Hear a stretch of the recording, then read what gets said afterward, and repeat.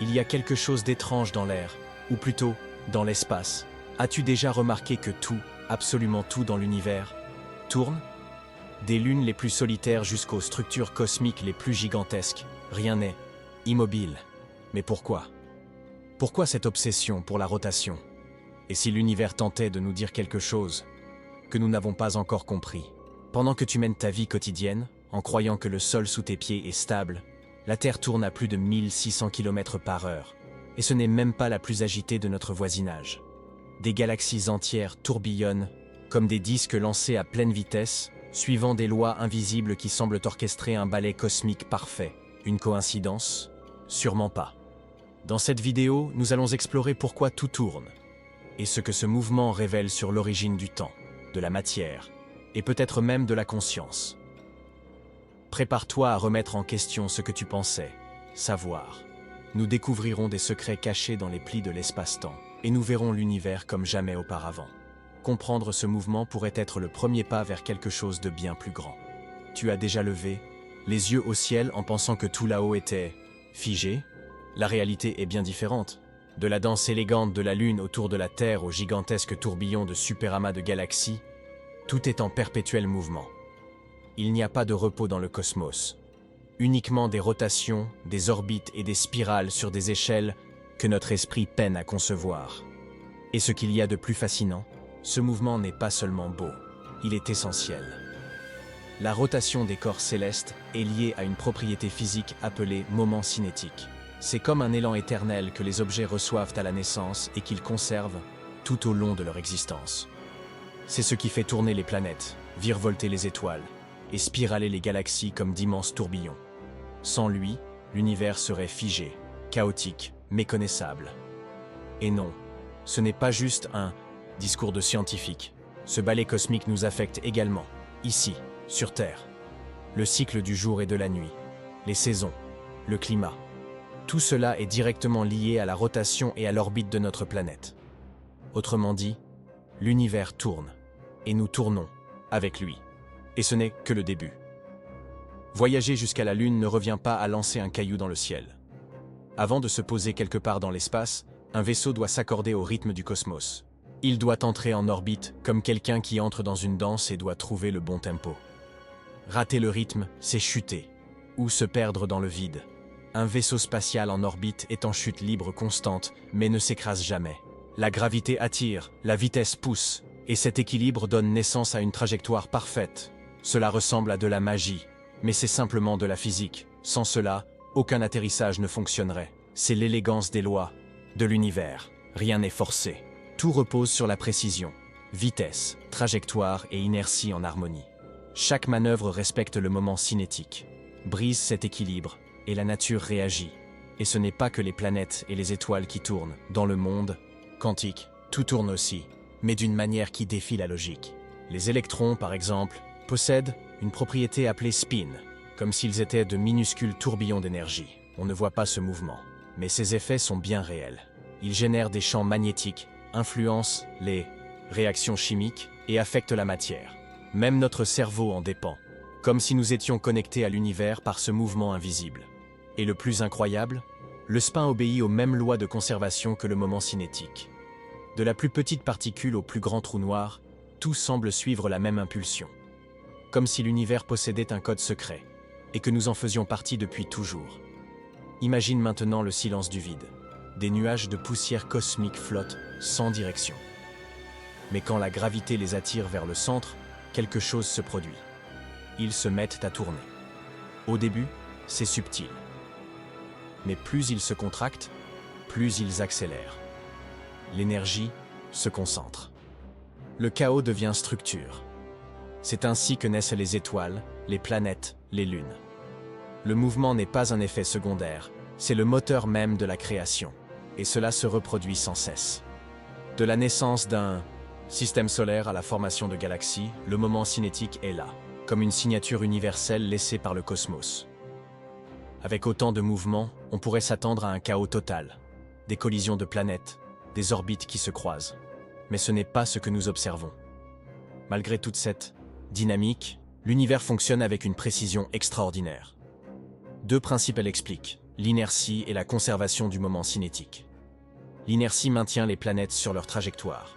Le moment cinétique stabilise leur rotation. C'est comme si chaque objet était guidé par des rails invisibles. C'est cet équilibre qui évite la destruction, pas la chance, mais la stabilité. Le cosmos n'est pas un chaos, il est finement orchestré. Et voici ce qu'il y a de plus beau. Sans chaîne ni engrenage visible, l'univers se déplace comme une machine parfaite. Chaque rotation s'intègre dans un rythme plus grand. Chaque orbite respecte une danse plus vaste. Cette harmonie que nous contemplons dans le ciel n'est pas un hasard. C'est le reflet d'un ordre profond. Peut-être même d'une intelligence encore incomprise. Quitter la Terre n'est pas une simple question d'élan. C'est comme tenter d'échapper à l'étreinte d'un géant invisible. La gravité nous retient avec force. Pour s'en libérer, il faut de la vitesse 11,2 km par seconde. Moins que ça, et on retombe. Maintenant, imagine quitter le système solaire. Il faut au moins 43,5 km par seconde. Chaque gramme de masse doit vaincre une force qui ne s'arrête jamais. Plus tu veux aller loin, plus tu as besoin d'énergie. C'est pourquoi voyager dans l'espace profond ne se résume pas à la puissance. C'est une question de savoir comment se déplacer. Et quand. Si la vitesse suffisait, nous serions déjà y aller visiter d'autres étoiles. Mais le carburant est lourd et coûteux. La solution ? Utiliser la gravité elle-même. On appelle cela l'assistance gravitationnelle. Une technique qui transforme la gravité d'une planète en propulsion gratuite. Cela fonctionne comme un billard cosmique. Un vaisseau s'approche d'une planète avec le bon angle et la bonne vitesse. Il est attiré, fait une courbe et repart, plus vite qu'il n'est arrivé. Sans moteur, sans gaspillage. De la pure intelligence orbitale. C'est ainsi que les sondes voyagées ont quitté le système solaire. Sans cette manœuvre, elles seraient encore coincées près de la Terre. L'assistance gravitationnelle prouve que ceux qui comprennent le mouvement vont plus loin que ceux qui tentent de le forcer. Mais voici une question plus profonde. Tout tourne. Mais est-ce que ce mouvement a eu un début ? Des chercheurs ont remarqué que les galaxies tendent à tourner plus dans un sens que dans l'autre. Dans un univers parfaitement symétrique, cela ne devrait pas arriver. Et pourtant, il y a un biais. Comme si l'univers lui-même portait la mémoire d'une rotation, une empreinte ancestrale. Et si ce modèle n'était pas un hasard ? Et si l'univers était né en tournant ? Une rotation primordiale, si vaste et si ancienne, qu'elle résonne encore aujourd'hui dans les structures du cosmos. Qu'est-ce qui l'a provoquée ? Personne ne le sait, mais peut-être, juste peut-être. Le premier son de l'univers n'était pas un bang, c'était une rotation. Et certains pensent que cela pourrait être lié à l'énergie noire, cette force mystérieuse qui fait que l'univers s'étend de plus en plus vite. Et si cette expansion n'était pas une poussée, mais un mouvement de rotation ? Une gigantesque rotation projetant les galaxies vers l'extérieur, comme dans une centrifugeuse cosmique. Dans cette vision, l'énergie noire ne serait pas la cause, mais la conséquence. L'espace lui-même serait en rotation. C'est une idée audacieuse, difficile à prouver, mais impossible à ignorer. Et si c'était vrai, l'univers ne serait pas propulsé vers l'extérieur. Il générerait sa propre expansion, parce qu'il tourne. Maintenant, imagine que cela ne s'arrête pas là. Certaines théories suggèrent que notre univers n'est pas seul, que nous vivons dans un multivers, un vaste ensemble d'univers parallèles, chacun avec ses propres lois. Et s'ils tournaient eux aussi ? Se pourrait-il qu'ils se touchent, interagissent, se propulsent les uns les autres, comme les engrenages d'une machine encore plus grande ? Un multivers en rotation laisserait derrière lui des traces étranges, des ondes de fond, des asymétries cosmiques, des anomalies que nous ne faisons que commencer à percevoir.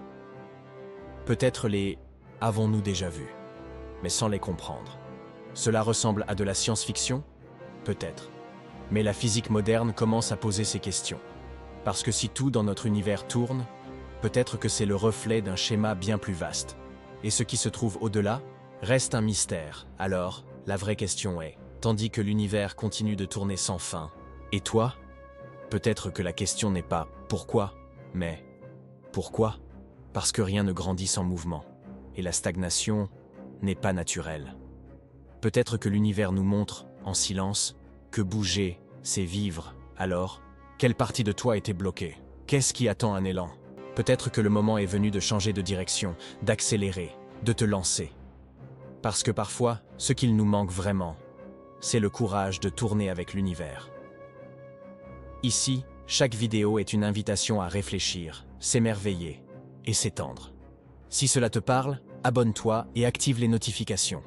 Le voyage ne fait que commencer. Parce qu'ici, la connaissance n'est que le début.